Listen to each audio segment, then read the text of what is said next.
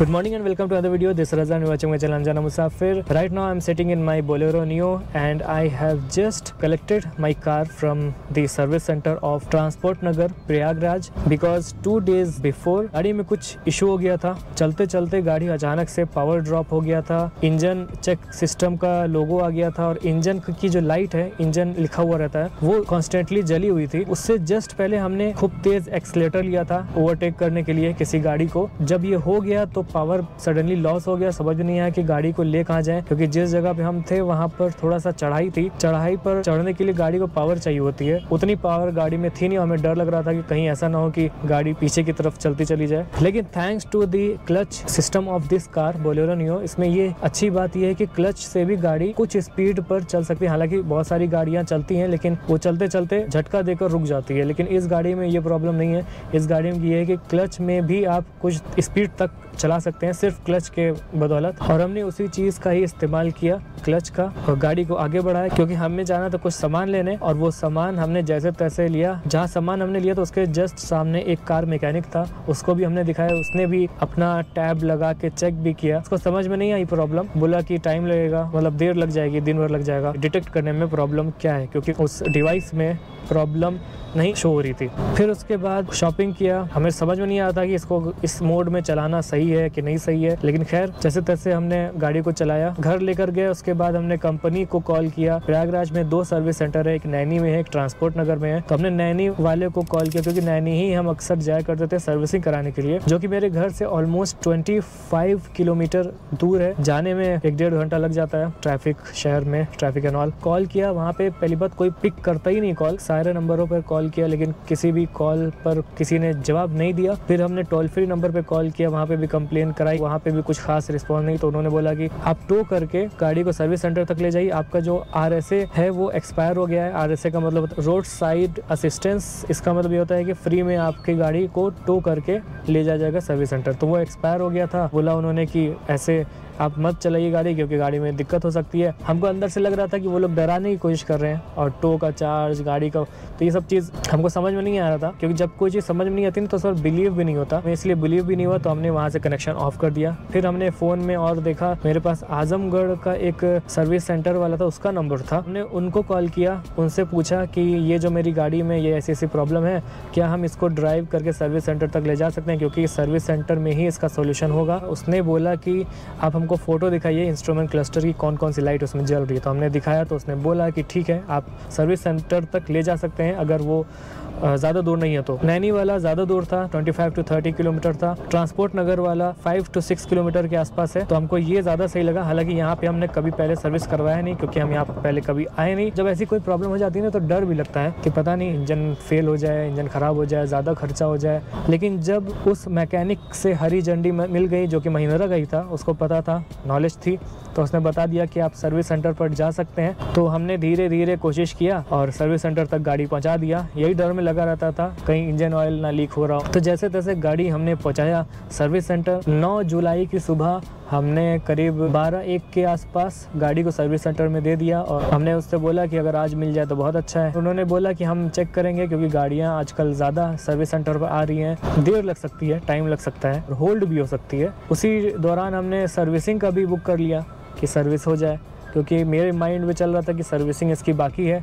लेकिन उन्होंने रीचेक किया तो पता ये चला कि सर्विसिंग ऑलरेडी हो चुकी थी 40,000 पर, और मेरे माइंड में चल रहा था कि हमने 30,000 पर सर्विसिंग कराई थी। 10-10 हज़ार पर सर्विसिंग होती है, तो 30-40 अब 50 पर होगी। तो अभी जो किलोमीटर है वो 4695 है, मतलब कि 47,000, अभी 3,000 किलोमीटर हम और चला सकते हैं सर्विसिंग होने के लिए। और उसके बाद ये हुआ कि गाड़ी को हमने छोड़ दिया, घर चले गए। घर जाने में काफ़ी परेशानी हुई, क्योंकि पब्लिक ट्रांसपोर्ट आपको पता है खस्ता हाल है। जैसे तैसे हम घर पहुंचे। फिर हमें लग रहा था कि शाम तक मिल जाए तो अच्छा है, लेकिन ये भी लग रहा था रात भर रुक सकती है, क्योंकि प्रॉब्लम बहुत बड़ी नहीं थी, बस स्पार्क प्लग जैसी चीज, engine oil pressure sensor change होना था। तो उन्होंने चेंज किया, टाइम लगाया, उन्होंने ऑलरेडी बता दिया था। बहुत सारी गाड़ियाँ सर्विसिंग सर्विसिंग पर आई हुई है। अगर कोई स्लॉट मिलता है तो 2 सर्विस के बीच में एक इसको डालकर ठीक करा सकते हैं, चेक करा सकते हैं, डायग्नोस करा सकते हैं। ये आजकल नया वर्ड शुरू हो गया है गाड़ियों में, डायग्नोस करना, सिटी स्कैन करना। खैर गाड़ी हमारी होल्ड हुई। अच्छा, जब हमने गाड़ी को सर्विसिंग कराया ना तो उन्होंने व्हाट्सएप पर एक ग्रुप भी बना दिया जो कि ये है। उसमें सारी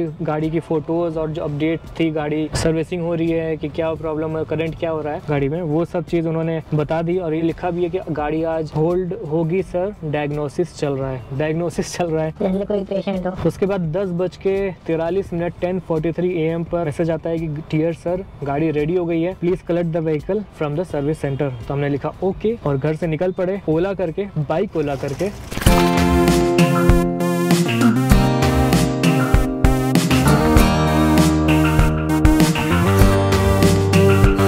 80 रुपये लगा पहुंचने में। कि जब ये मैसेज आया ना तो हमने चेक किया, क्योंकि मोबाइल पर ही आपका बिल वगैरह आ जाता है। हमको लगा था ये लंबा चौड़ा बिल लगा होगा, कुछ और दिक्कत हो गई होगी, लेकिन जब बिल आया तो वो था 0। इसका मतलब ये वो कोई भी चार्ज नहीं लगा। जो मेरा इशू था वो वारंटी के अंदर था, पता नहीं कैसे जैसे तैसे फ्री में ये सारा काम मेरा हो गया, कुछ भी पैसा नहीं लगा, कुछ भी चार्ज नहीं लगा। तो हमें लगा था कि गाड़ी को वॉश भी करा देंगे, लेकिन जैसा कि कल था, गाड़ियाँ बहुत हैं सर्विसिंग वाली, इसलिए वॉश नहीं हो पाई क्योंकि टाइम लगता, 1.5-2 घंटा लग जाता। तो हमने सोचा उस टाइम में हम ये वीडियो बना लेंगे। गाड़ी अभी मेरी रेडी हो गई है और इस टाइम पर बिल्कुल अच्छी गाड़ी चल रही है। RPM 1000 से ऊपर चल रहा है।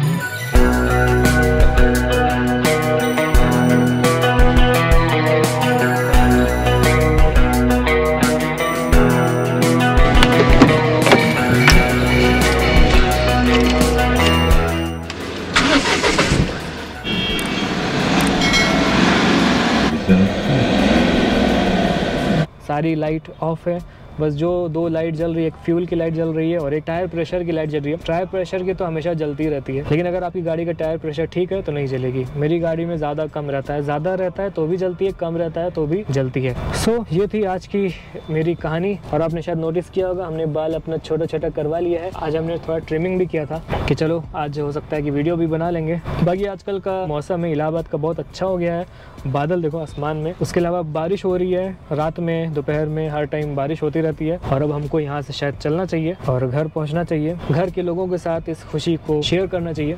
ये खुशी बहुत अलग होती है कि जब गाड़ी में कुछ ऐसी प्रॉब्लम है जिसमें आपको लग रहा है कि काफ़ी खर्चा होगा, ऐसी हालत में भी गाड़ी जब सर्विस सेंटर जाती है और सर्विस सेंटर से निकल कर आती है और पैसा बिल्कुल भी नहीं लगता, उस खुशी की बात ही अलग होती है।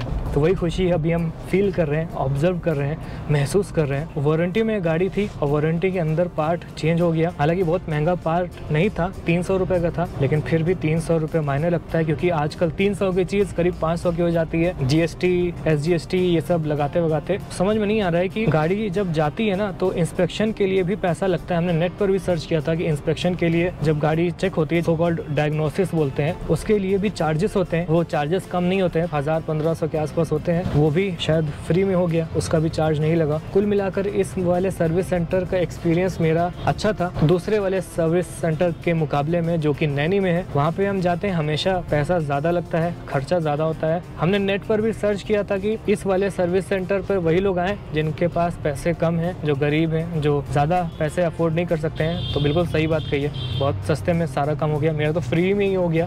और उसके अलावा हमने एक नोटिस की कि जब हमने गाड़ी को दिया था ना तो गाड़ी का माइलेज 17 दिखा रहा था और अभी जो शो कर रहा है वो है 15.8, क्योंकि हम बहुत देर से गाड़ी में बैठे हुए हैं ना, इसलिए माइलेज ड्रॉप होता है। जब हमने जस्ट ऑन किया था तो 18 था, तो 18 से 15 खड़े खड़े हो गया, इसलिए अब हमको गाड़ी यहाँ से निकालना पड़ेगा। 300-350 के आसपास उस पार्ट की कीमत है, जिस पार्ट को बोलते हैं इंजन ऑयल प्रेशर सेंसर। आपकी भी गाड़ी में अगर ऐसी प्रॉब्लम आ रही है, 1000 से ऊपर RPM नहीं जा रहा है, पावर ड्रॉप हो रही है गाड़ी की, इंजन लाइट जल रही है, तो आप एक बार ये वाली चीज़ चेक करके ज़रूर देख सकते हैं। हो सकता है कि आपका भी इशू यही सेम हो, आपका भी सोल्यूशन बहुत कम पैसे में बहुत आसानी से हो जाए। जब कोई छोटी मोटी चीज़ गाड़ी में हो जाए ना तो कभी भी इग्नोर नहीं करना चाहिए, क्योंकि वो छोटी चीज़ बड़ी चीज़ में तब्दील हो सकती है। मेजर एक्सीडेंट हो सकता है, इंजन में कुछ बड़ी प्रॉब्लम हो सकती है जिसमें आपका लंबा खर्चा भी हो सकता है। इसलिए छोटी छोटी चीज़ों को ठीक करवाते रहिए ताकि बड़ी चीज़ें होने की नौबत ही ना आए, है ना। Prevention is always better than cure. अगर गाड़ी आपकी टाइम से सर्विसिंग होगी, अगर आप गाड़ी को अच्छे से चलाएंगे तो गाड़ी कभी ख़राब होगी नहीं, ये सब प्रॉब्लम होगी नहीं, और अगर हो भी गई तो बहुत हल्की फुल्की प्रॉब्लम होगी, बड़ी प्रॉब्लम नहीं होगी। सेम इंसान की बॉडी में भी ऐसे ही होता है कि अगर हम अपनी बॉडी का ख्याल रखेंगे, छोटी मोटी चीज़ों को नज़रअंदाज नहीं करेंगे, इग्नोर नहीं करेंगे, उन चीज़ों पर काम करेंगे, उन चीज़ों को ठीक करेंगे, eventually we will win the life. हमारी बॉडी अच्छी रहेगी। उसके अलावा हमारे शहर इलाहाबाद का भी ट्रैफिक काफ़ी बढ़ चुका है, काफ़ी दुख देता है। कभी कभी ट्रैफिक रहना ज़रूरी है, क्योंकि ट्रैफिक रहता है ना तो मन लगा रहता है आदमी का, नहीं ट्रैफिक रहता है तो बोरिंग हो जाता है। फॉर एग्जाम्पल चंडीगढ़, आप लोगों में से जितने लोग चंडीगढ़ गए होंगे ना, आपको पता होगा कि वहाँ पर रहना कितना बोरिंग है। कुछ है ही नहीं, दूर दूर तक सिर्फ रोड ही रोड है, घर भी है तो कोई घर से बाहर निकलता नहीं है। ऐसी जगह तो इंसानों की नहीं है ना। इंसान तो सामाजिक प्राणी है, जिसको समाज पसंद है, जिसको लोग पसंद है, जो अलग अलग तरह के लोगों के बीच में रहना पसंद करता है। नेचर यही है इंसानों का। अब नेचर के ऑपोजिट आदमी जब रहेगा, घर बनाएगा, लाइफ जिएगा, तो प्रॉब्लम तो होगी ना। इसीलिए जो अकेले रहते हैं उनको डिप्रेशन, एंजाइटी, इस तरह की मेंटल प्रॉब्लम हो जाती है। इसीलिए अकेला नहीं रहने का, लोगों के बीच में रहने का, आबादी के बीच में रहने का, क्योंकि असली ग्रोथ आपकी सोसाइटी के बीच में ही रहकर होगी। लेकिन पता है क्या, जो लोग अकेले ज़्यादा रहते हैं ना, उनका ब्रेन अच्छी तरह से डेवलप नहीं हो पाता। कुछ हिस्सा दिमाग में खाली रह जाता है, जो शायद कभी भी पूरा नहीं हो पाता है लाइफ में। इसलिए सोसाइटी में रहना ज़रूरी होता है। मेरे हिसाब से ना, ये जो प्रॉब्लम हुई थी इंजन ऑयल प्रेशर सेंसर की, ये ओवर एक्सेलरेशन की वजह से हुई थी। अगर आप चाहते हैं कि आपकी गाड़ी में प्रॉब्लम ना हो तो आप, मेरे केस में तो ये था कि एक्सीलरेटर बहुत ज़्यादा हमने लिया, इस वजह से ये प्रॉब्लम हो गया था।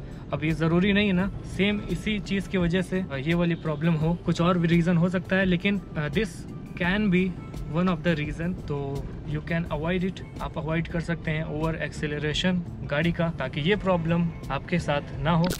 तो फिलहाल इस वीडियो करते हैं यहीं पर बंद। हम राइड करने का प्लान करते हैं, लेकिन समझ में नहीं आता कि कैसे करें, कब करें, गाड़ी से करें कि बाइक से करें। जैसे भी करेंगे आने वाले दिन में हम बता देंगे, क्योंकि हम हाल में ही एक अच्छी सी राइड का प्लान करने की सोच रहे हैं। क्योंकि मेरा आधा सामान मुंबई में रहता है, आधा सामान इलाहाबाद में रहता है। अभी जो हमको राइड करनी है उसके लिए हमको जैकेट, राइडिंग गियर सब मेरा मुंबई में रखा हुआ है। बारिश का सीज़न है, बारिश होगी तो रेनकोट वगैरह चाहिए होगा, तो अब जाएँ वहाँ से लेकर आएँ, फिर राइड प्लान करें, या तो वहीं से कहीं का प्लान बनाएं। क्योंकि हमको साउथ में घूमना इतना पसंद नहीं है, हालांकि अनएक्सप्लोर्ड जगह ही घूमने में ज़्यादा अच्छा लगता है, लेकिन हमको ज़्यादा पसंद नॉर्थ में है। लेकिन अभी सोच रहे हैं कि साउथ में थोड़ा एक्सप्लोर किया जाए, क्योंकि हमने कन्याकुमारी का सफ़र किया था, और जो सफ़र किया था वो सिर्फ वेस्टर्न घाट था। बीच के साइड जैसे कुन्नूर हो गया, ऊटी हो गया, ये सब जगह भी रह गई है, तो ये सब जगह को भी कवर करना है। फिर उसके बाद नॉर्थ तो है ही, क्योंकि मेरे घर से इलाहाबाद से नॉर्थ करीब पड़ता है। तो ये सब थी बात। अब करते हैं इस वीडियो को यहीं पर बंद। उम्मीद है कि आप सब लोग भी ठीक ठाक होंगे, जहाँ भी होंगे, जैसे भी होंगे, लाइफ में ग्रो कर रहे होंगे। और एक चीज़ आप सबको बताना चाहते हैं कि लाइफ में कभी हार नहीं मानना चाहिए। हर चीज़ का सोल्यूशन है, हर चीज़ का अल्टरनेट होता है। लाइफ में नई नई चीज़ों